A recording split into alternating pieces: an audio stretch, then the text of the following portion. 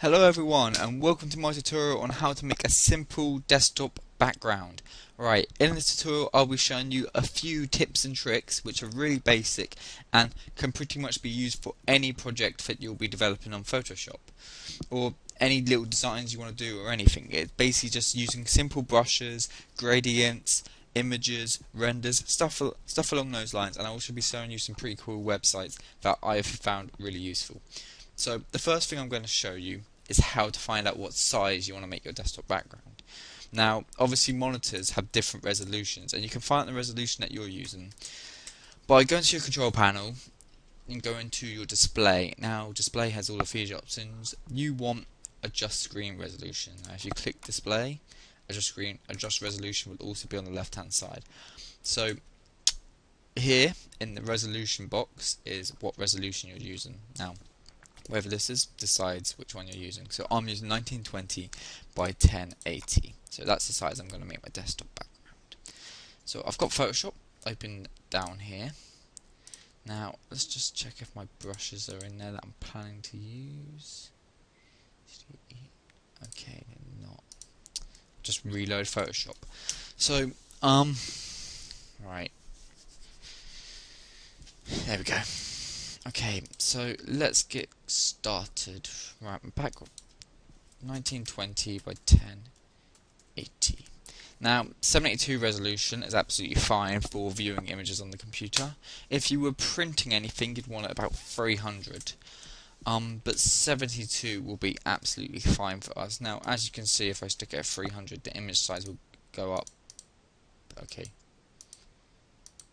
it's just ignore me. Right, 72 will do.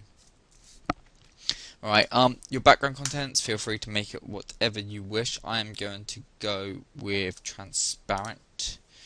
Okay, right, so I just like to keep my first layer transparent, just in case, just so you've got a clean slate if you want to delete everything. So then I've clicked this little button here, which will create a new layer. Now, this layer, I'm going to fill black, and I'm going to right click the layer, go blending options, and go to gradient overlay. Now this is how I like to give my documents a gradient. Now a lot of people will tell you to use this little tool over here. Now it's the paint bucket and the gradient tool. Now this can be used to create a gradient such as that just by dragging it across the page. But I prefer to use this. Now the reason why is because you can click it and you can edit gradients and you can have lots of different ones, and I just find it a bit easier, and this is what I learnt with. So I'm gonna want my desktop background to be a green. Now you'll see why I'm going green in a little while. Now I want it a kind of lighter green to a darker green. Right.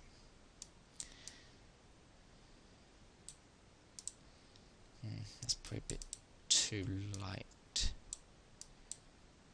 That's a bit nicer. Right, okay. So I'm going to leave that like that, and then I can change its angle slightly, and I can change the scale. I can reverse it so it's flipped, but it doesn't really make too much difference. Now, I'm quite happy with that.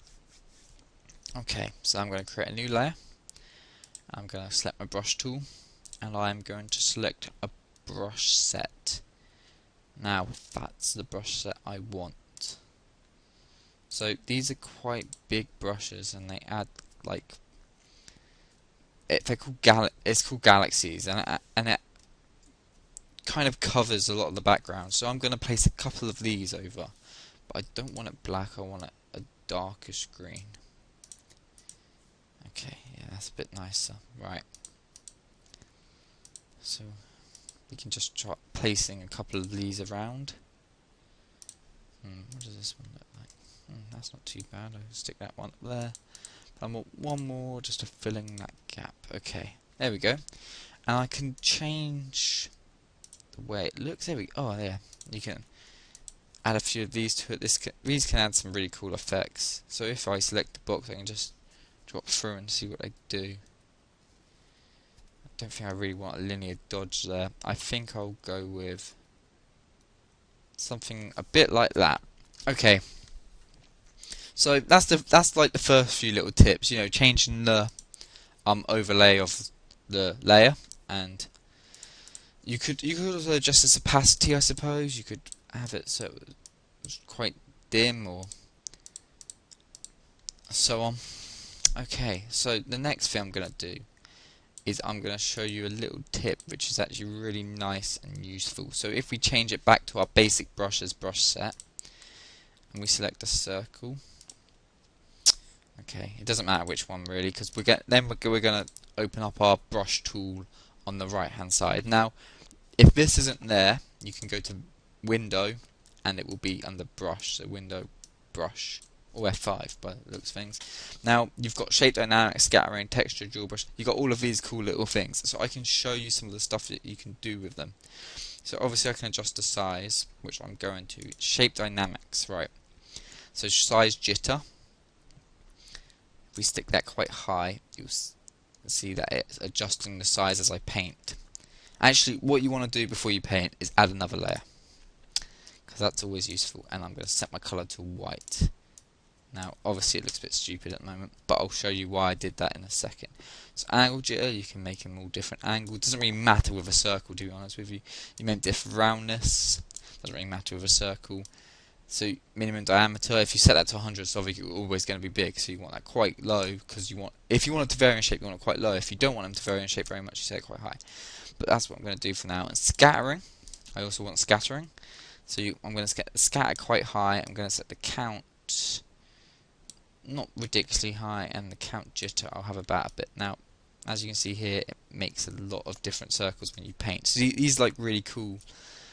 I think I'm going to increase this even more because I want them a lot more spread out. There we go. That looks a little nicer. Oh, now I've got to remove all of these.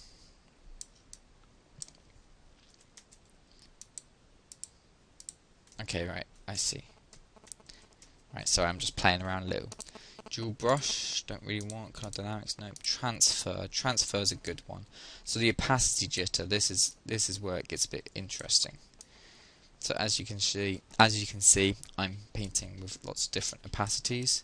Now this is where you can start adding your cool little effects in. So I'm going to leave it about that. Could probably clean these up a bit, but just feel free to have a bit of a play around. You've got nothing to lose with messing around with these. So if I'm going to set that to 50, I'm going to set that to 950. Okay, and then I'm just going to kind of give it a few little clicks, just light brushes over. Okay, right. Then I can adjust the opacity of the whole layer, so I can make it quite just blend in. 75 seems about right. I can set it with an overlay. There we go. And there we go. That kind of stands out, blends in with the colour, and it just kind of looks quite cool. So now I'm going to add an image onto it. Now, there's images in graphic design called renders, and these are images that have already been cut out and they've got a transparent background. Now, a really awesome website to find renders is planetrenders.net. Now, I've been using this for a lot of years. It doesn't look that amazing, but you can pretty much find anything you want. So I'm going to find Link from The Legend of Zelda. So I've got a little search bar on the right hand corner, top right hand corner. Select it, and you can see there's 4 pages, and you can see all these different links and who they were submitted by and what category and so on. So I think I will go with, oh, Toon Link does look pretty awesome in this one. Right, I'll select Toon Link here. Now if you click download render, it will give it full size, or you can click full size render to see what the actual full size is. So right click, save image as, I'll stick that in my downloads folder. There we go. Okay. If I navigate to my downloads, I should be able to drag him in. Right, if I put him up there, just Control A or Command A, Control C or Command C to copy him, and I can paste him in on a new layer. Now, obviously we don't want this layer. Obviously we don't want to paste him on this layer because that's where our bubbles are. So now I've added him in. His feet are cut off, so I'll kind of want to move him so it doesn't look like they're cut off. There we go. If I stick him there, I could probably add some effects to him. I could change his layer style so he blended in with the background. Actually looks kind of cool. Give them a colour burn. So, oh yeah. See, you can just make some. You can just make it look pretty cool. Just really simple ideas. See, look, just going through these. I think I'll stick with that. Okay, so I've got Toon Link in. I can obviously stick him behind the bubbles or above. He actually probably looks a little better behind them. So I've almost finished with this. I think I'll just add a little bit of text. James. Alright. Select a cool font. I've got plenty of fonts. I've also got a video which shows you how to install brushes and fonts. So I'll link that into the video description if you want to check that out. If you're not too sure how to install fonts. Doesn't look like I've got anything that I really want to use. I could use anything really. Right. If I give this a nice white, blow it up a bit more.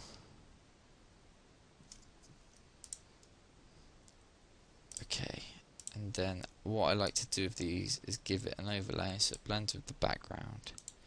Blending options.